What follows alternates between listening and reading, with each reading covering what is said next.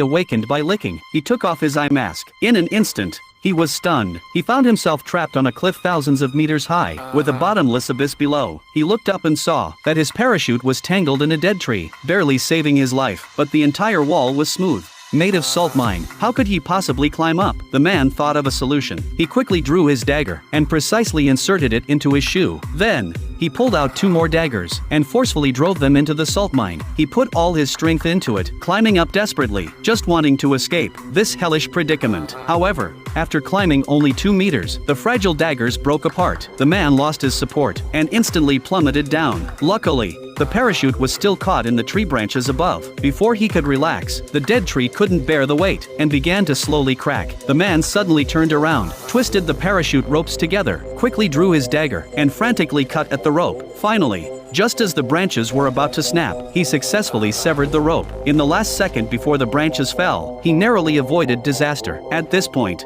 his left foot was on the bare salt mine, his hands struggling to hold onto the cliff face. Just when he was on the brink of despair, the man spotted a goat above him, licking the salt from the mine. This sight sparked a glimmer of hope in his heart. Ignoring everything else, he decided to mimic the goat. With a sudden push, he placed his hands between the cliff faces. Below him was the bottomless abyss, and the scene made his scalp tingle. If he lost his footing, he would be shattered to pieces, but there was no way back. He had no choice but to imitate the goat's movements, carefully using both hands and feet to move upward on the cliff. After a long, arduous climb, he finally reached a protruding part of the cliff. Before he could catch his breath, the salt mine beneath his feet suddenly collapsed. In an instant, rocks flew and fell toward the abyss below. The man hurriedly climbed upward. He seized the opportunity, kicked off like the goat, and jumped upward. His hands grabbed the top of the cliff. At this point, the man was completely exhausted. No matter how hard he tried, it was nearly impossible to climb up. Suddenly, a goat appeared above him, glaring